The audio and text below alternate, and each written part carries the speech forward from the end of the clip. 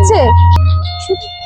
নমস্কার, আমি লন্দিতা দে। আজকে এই সৃষ্টি ফাউন্ডেশনের তত্ত্বাবধানে এবং আজিম প্রেমজি ফাউন্ডেশনের পক্ষ থেকে আমাদের যে প্রজেক্টটি চালু হয়েছে, সেই প্রজেক্টের উদ্যোগে যে আমাদের 450 জন এসটি ফার্মম্যানকে মানে মহিলা চাষিদের যে ধানের বীজ দিয়ে সহযোগিতা করা হয়েছিল, সেই সহযোগিতার পরে আমাদের এই পূর্ব বর্ধমান জেলার পূর্বশ্রী 2 ব্লকের আন্ডারে হরিপুর গ্রামে যে ঝর্ণা এপিএফ এসএইচজি গোষ্ঠীটি করা হয়েছিল, সেই গোষ্ঠীর সদস্য মানে আমাদের এই গোষ্ঠীর দিদি একজন জেসমি হাসদা, তার জমিতে বীজতলা তৈরি মানে ধানের বীজ ঠিকঠাক মতন তৈরি হয়ে গেছে।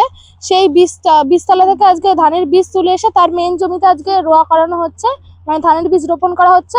তা আমরা তাদেরকে ঠিকঠাক মতন মানে আমাদের আরো সাথে এক্সপার্ট ছিল, তারা সবাই তাকে দেখিয়ে দিল কিভাবে ধানের বীজ রোপণ করতে হবে।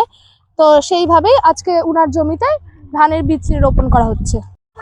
আমাদের যে জেসমি হাসদা দিদি আছে, তার জমিতে যে আমরা আজকে এই রোয়া লাগাতে আসলাম, উনার মুখ থেকেই শুনে নিই যে আমরা যেভাবে ওনাকে রোয়া করাটা শিখালাম, উনি কতটা শিখতে পারলো, কিভাবে ঠিকঠাক করে পারছে নাকি। না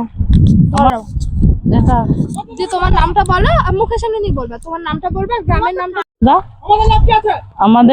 আমাকে শিখিয়েছে দড়ি ধরে ধান রোয়াতে।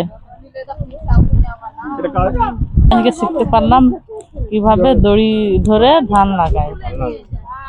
হ্যাঁ।